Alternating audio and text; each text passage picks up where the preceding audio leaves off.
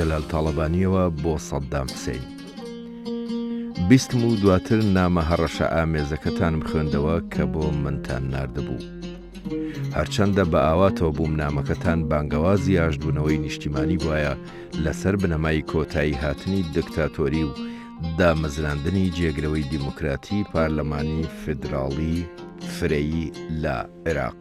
بەڵام بەداخەوە ئێوە پەندی پێویستان لە کارەسات و ماڵوێرانی وەرنەگرتووە کە بەهۆی دکتاتۆریەتی سەرڕۆوە بەسەر گەلی عێراق و ئابوووریەکەی و سوپا و قەوارەکە و شەڕی ناوخۆ و هەرێمایەتی جیهاندا هات.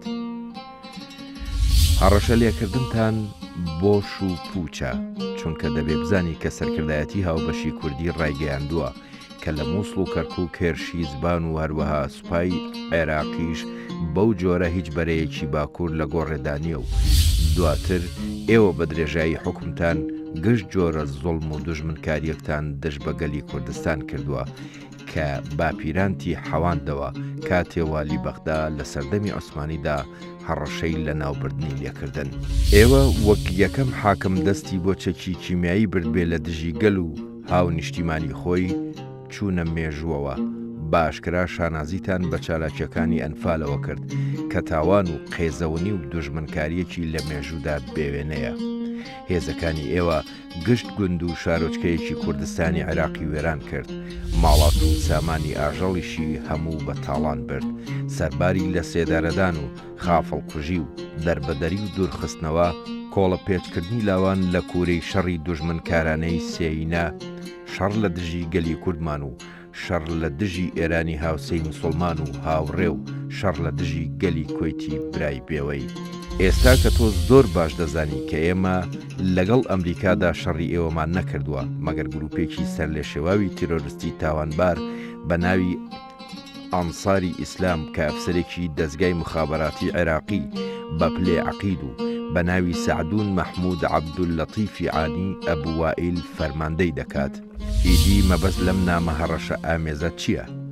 ئایا بۆ ترساندنی گەلەکەمانە کە چەندین دەیە خۆڕاگرە و بە تەنها ڕوبەڕووی دکتاتۆر و زاڵمان بۆتەوە، یا بۆ پاساوهێنانەوەی تاوانی تازەیە کە دژی گەلی کوردستانی عێراق سازی دەکات؟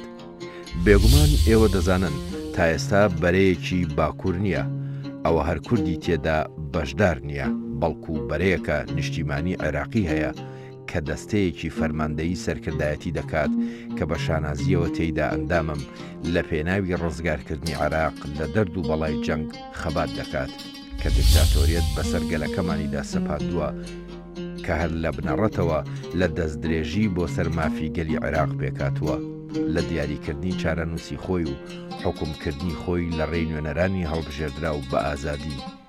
دەستەی فەرماندەیی لە دوابەیانیدا سیاسەتی ڕوون و ئاشکرای خۆی ڕاگەیاند و ئێمەش پابەندین پێوەی و زۆر بە دڵسۆزی کار بۆ بەدیهاتنی دەکەین.